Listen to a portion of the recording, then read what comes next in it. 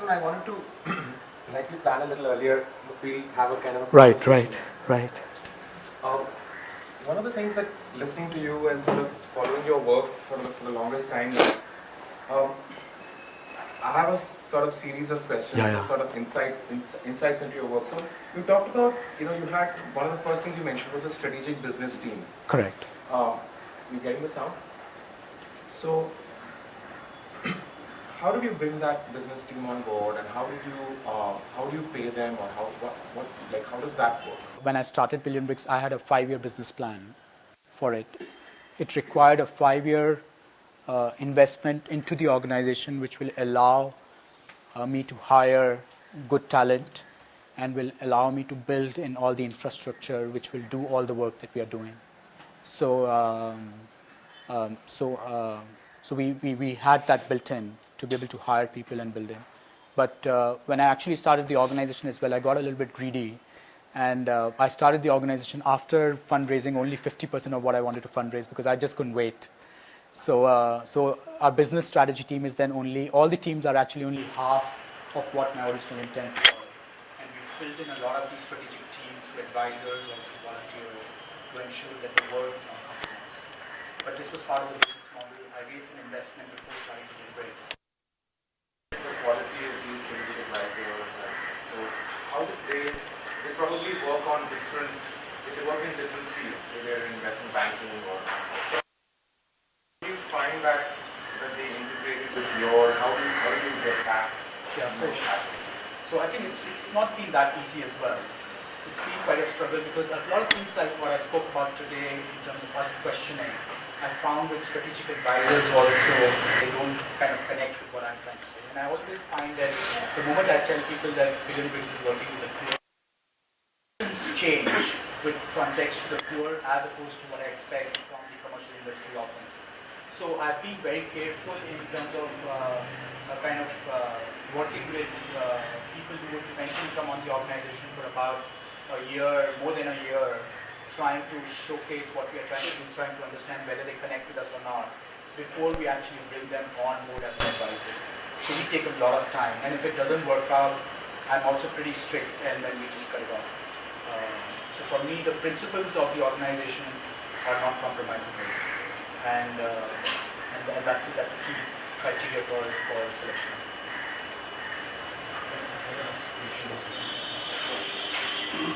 Sometimes when we have our principles by which we start, and as we become getting exposed to new ideas, sometimes they also evolve. Right.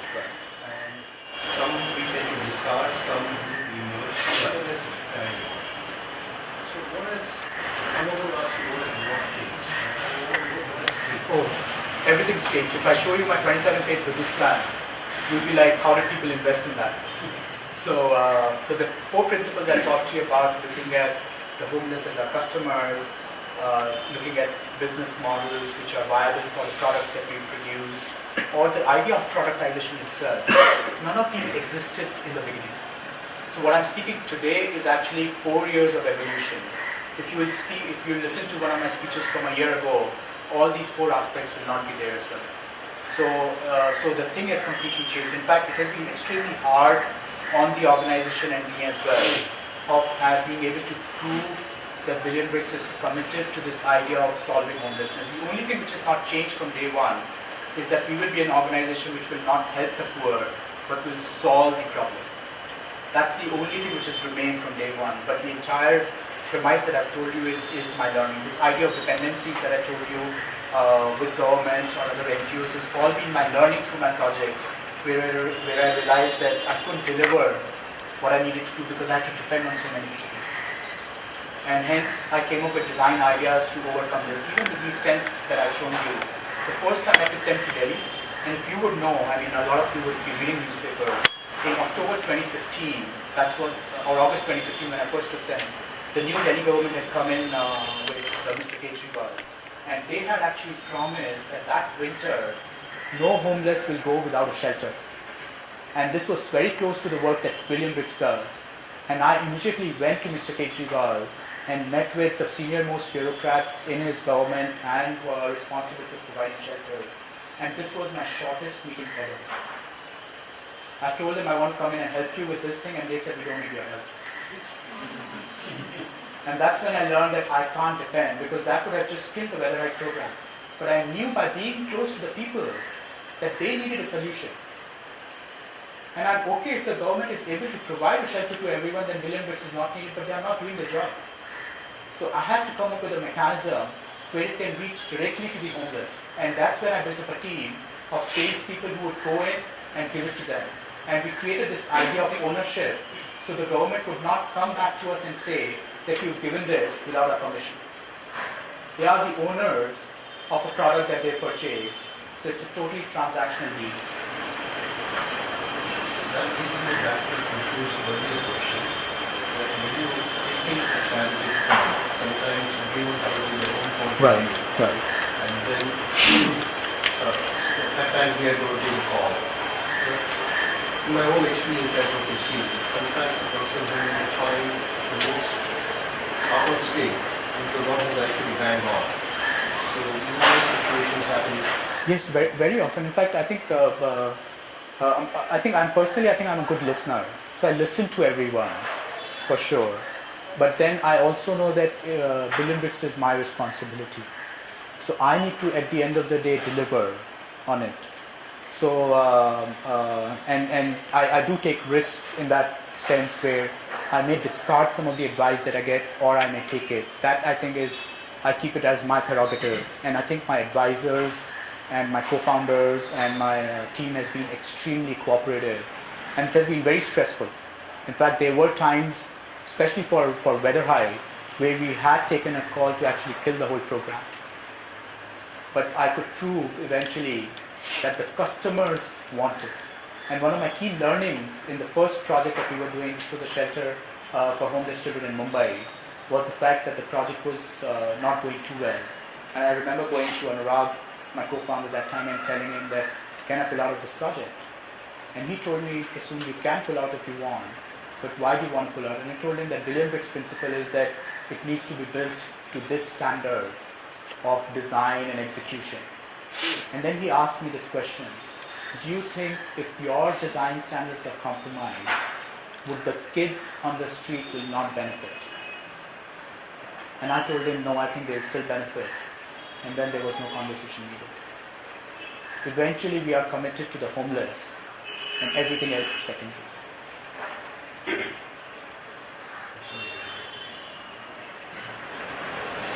So Prasoon, what I've seen in your work is that there are two verticals, as I mentioned earlier, that you have products, so that's like a push model, where you create a product and you can push it onto your clients, B2C. And the other is the pull model, which is your customized solutions. It looks like this is your customized solution for a particular site.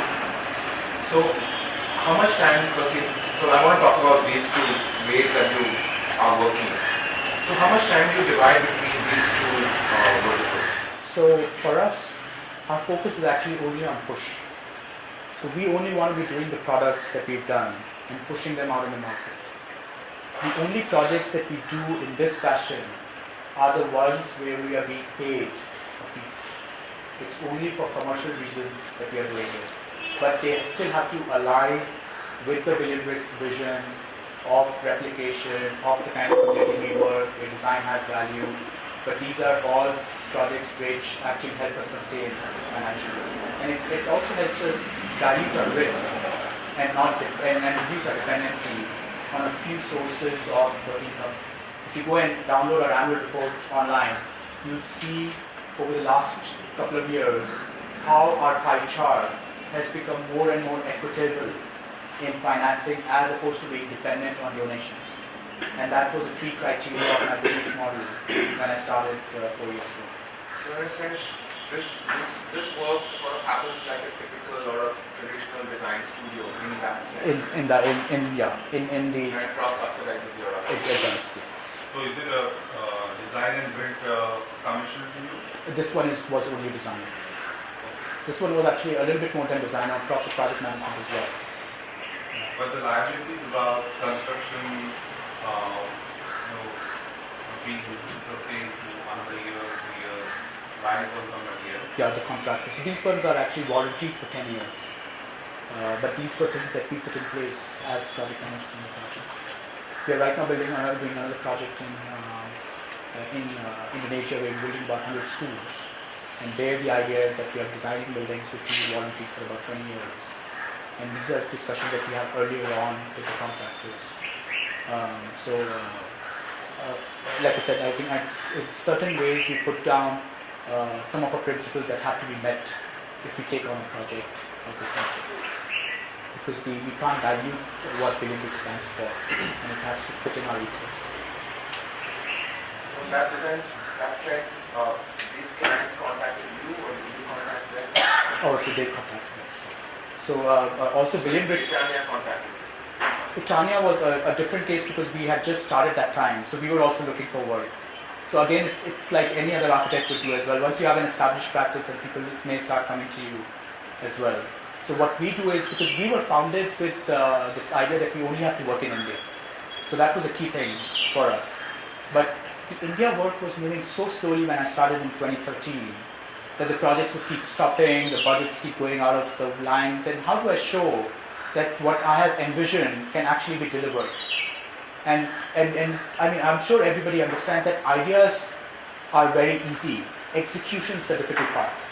And for me to show execution was important, and hence I started picking up Britannia and Cambodia. These were the first two projects that I picked internationally, just to make sure that I can, and this was more for myself, that I could understand that is it me who's failing, or is it India which is failing me? And both these, this was the fastest project which got delivered, 48 homes in about a year. Same amount of time it took me to deliver one shelter, it's actually even more. Our efficiencies in terms of running the studio on this project were 1/12 or 12 times more than the India project. That's the amount of money it costs us to do a project in India.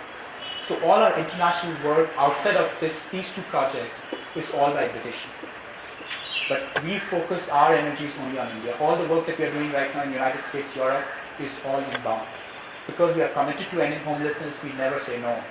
But on our side, we only go out and reach out to organizations, institutions, communities in India. So how did that partnership with the village in Karnataka happen? How did you develop that? So that was part of the whole circle that I showed you where after 2 years I came up with this diagram of saying that, okay, these are the 3 areas where billionBricks will intervene. And on the displacement side, we had been working on the weather height tents. On the urban poverty side, we had been building shelters in Bangalore and Mumbai. So the rural part was missing. And that's where I said, okay, I need to start looking for a rural area to plug in the third piece. And I went to one of our trustees, and she had connections in the village. And then I went in to see, met with the panchayat, we did a community meeting to see whether people are receptive for us to come in. They had a temple there with a dharmshala, so we knew we could get accommodation there. So we had infrastructure which allowed us to be present in a new area. And that was also a time where, and this was actually the first project as well, where we were actually leading the effort as an organization rather than we coming in as a consultant. So Contour Village was the first project where we led and we brought in other partners as a consultant to us. So what are you doing there? So right now we are building toilets there. And we actually came up with this whole book again, which is downloadable on our website, of how can you develop villages to a level where we could actually stem the migration. What are the different components of development are needed to actually stem the migration, and where the infrastructure pieces is what billionBricks would do as part of that strategy. And we ended up doing toilets because everybody in the village kept asking for toilets. And we found the money for it, so we said, okay, we'll do it. But that's also from a time where some of the ideas on productization hadn't evolved to the level that they've been evolved today. So if Kochi was happening today, we would have approached it very differently. So when you say you found the money for it, did you raise the money yourselves, or the donations, or was it raised from within the village? How did it happen? So for the village project, we applied for grants and we found money from a foundation in so we applied for that. And bringing that money into India is not an issue today. It's an issue. It's an issue. So, your work involves envisioning, marketing, selling, and also now manufacturing. Right. So how do you personally divide your time between all these four things? Yeah. Yeah. If you're talking about prototyping, you said 3D printing, weather height, corners, Right. and now 20% of power height will be factory made. So how do you, I know you have a factory in China which is doing your Yeah. stuff. Right. So how do you make these partnerships? How do you convince them? Do you pay them upfront? How does it work? So I'll answer the first one first as to how do I divide my time. So ideally the way I want to divide my time is 80% on fundraising, 20% on everything else. But that generally doesn't happen that way. I don't spend time on design anymore. So Robert handles all our design, he's our design director. He handles all our design, but still, I mean, some of the vision things come in and I'm still involved in that. As an architect, I just kind of everything. But I do spend, I would say, majority of my time these days on marketing. So Weatherhide, we've developed a full marketing plan, just like how you would market any product like a laptop. So we have a full strategy, online, offline marketing strategy. So we have a 5-year vision as to what scale we want to take Weatherhide to, which countries we would sell it to, and that's why we've put in people in Los Angeles and Sweden, because that's the market that we want to get into with Weatherhide. The idea is that I'll give that piece to them. On the manufacturing side, I'm still having to spend time because we haven't been able to. Weatherhide is still a design which I've not been able to transfer to Robert's studio because it's just been happening at a pace that it hasn't been able to get transferred. So I would say that I spend about 30 to 35% of my time these days on administrative tasks, finance, HR, and all the dirty work that needs to be done for the organization. I spend about 30 to 35% time on marketing. I spend about 15% of my time on fundraising, and maybe about 10 to 12% time on design. Tell us something about the manufacturing process that you're embarking on. So I don't know how much time we have, but this is a very interesting story. So when I first came up with the idea of Weatherhide, and I mean, I've said it enough number of times, I'm an architect, so I can do buildings. But this was a product for the first time that I was doing. So I had really no clue where to start. And I had made all these sketches and renderings of how it needs to be done. But I was very fearful of how would I actually go in and get it built. So I started looking for somebody else to do it for the longest time. And I kind of tried to motivate them that why it would be so cool if you could get it built. And I wasted about 6 months trying to do this, trying to motivate others to do it. Eventually I found online this guy in Singapore who can get anything done in China. You want a keychain, you can get a keychain done. You want a Weatherhide, you can get a Weatherhide done. So he charged me a bomb of money. But I gave him that money because I just needed to see whether it can be built, the whole idea of trapping body heat, this principle of using plumbing pipes, 3D printing, all this works or doesn't work. This is what, I mean, if you read about design thinking, is your MVP. Is a very critical stage, right? So a dirty prototype is what you need. A minimum viable product. So he took about 30 days, but he got me a prototype done, the first one, which was pretty shabby. In fact, ideally I should have got some pictures. But at least it showed me that I can get this thing built and my sketch can get converted into a tent. I shipped it to India, to one of my colleagues. She gave it to a homeless family in Bangalore. We tested there and it seemed to work. Then she took it to Himalayas and spent about a week in that Weatherhide to see if it works, and we collected data on the body heat and the temperature differences, and it seemed to work. Then I went back to that guy and I said, okay, now you need to take me to your factory so I can get it done the way I want, because it was not the right thing and I need these improvements as well. And he didn't do it. Then I got 2 more prototypes done from him, and then he asked me for an order for, I think, 1,000 Weatherhides before he'd allow me entry into the factory to get it done. And I mean, there was no way I could do it, there's no money at all. And even if I have money, I mean, I can't just pay anybody 1,000 Weatherhides. So that was a no-go. So I had to cut that deal off at that point. This was February of 2015 is when I cut it off. But interestingly, what happened is after that I shelved the Weatherhide program because I didn't know how to proceed on it. but I had displayed Weatherhide at a few exhibitions in Singapore and in Indonesia and Philippines. And the earthquake in Nepal happened in May 2015, and I started receiving phone calls from people to ship Weatherhide. So I revived the idea, and I said, okay, I need to now get it done better.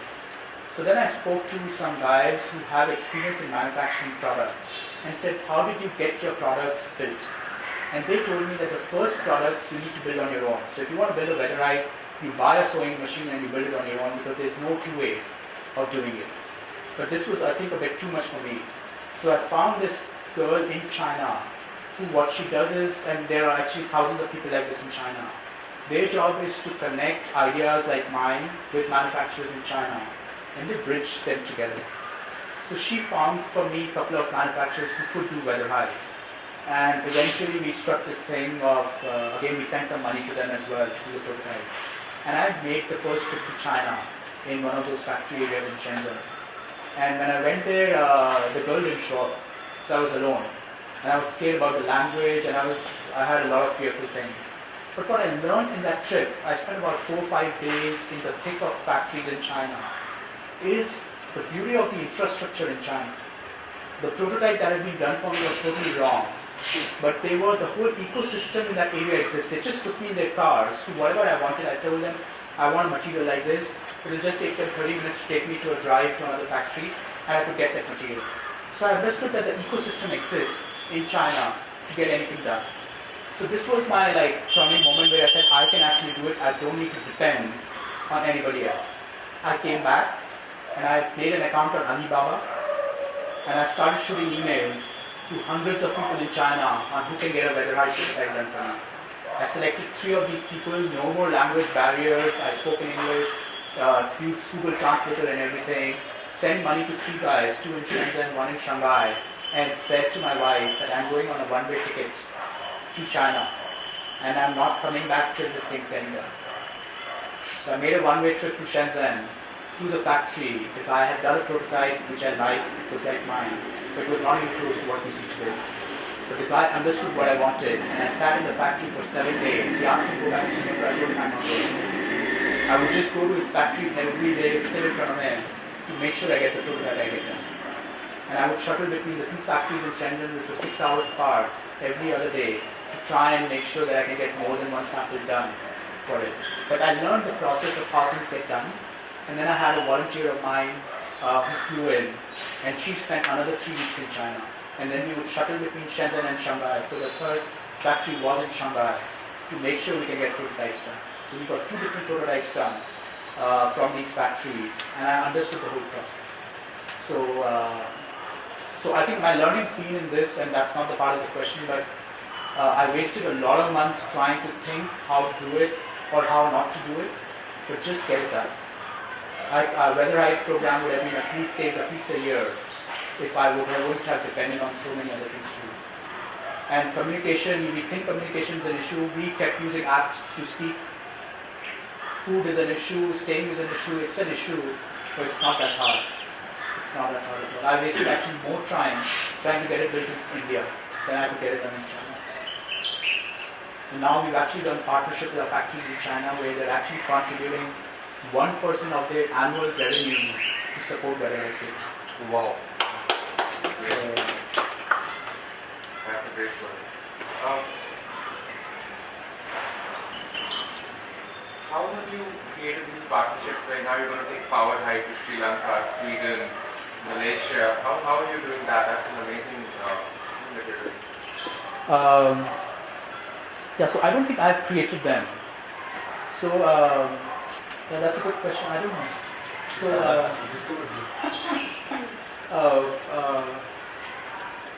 so I think in case of Powerhide, what we did was that we I don't know how to answer this. So we just found people who said they want to do it in Sri Lanka. I said okay. And then I knew I was looking for 6 sites to build. So I had again done a business plan for Powerhide for 5 years. Where in 2017 I wanted to build 6 prototypes, and then in 2018 I want to build 115 of them. So I was looking for 6 sites and I was very open. And I would when I come to forums like this or whoever I meet, I would keep telling them that I'm looking for these sites. So we found somebody based in Holland who had a friend in Sri Lanka, and he happened to be in Singapore visiting at that time. I met him, we liked each other, and he said we can build in Sri Lanka. So we got in conversation with regards to Sri Lanka. Philippines, we have a partnership with a Singaporean organization for better rights. They want to get into doing permanent home. They have a site in Philippines. They said, can you build there? We said, of course, why not? So I think they just happen. And yeah, I don't think we, like I said, strategically we focus only on India. So in India is where I'm going everywhere looking for places. But everywhere else, it has been all inbound. And we haven't, from our side, gone out and looked for these things. But we never say no. If you get a request, we never say no.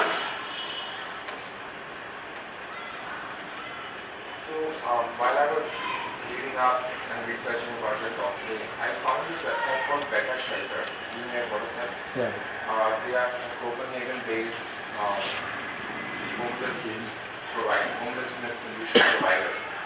And they have this, they partner with the IKEA Foundation, and you know what I'm talking about.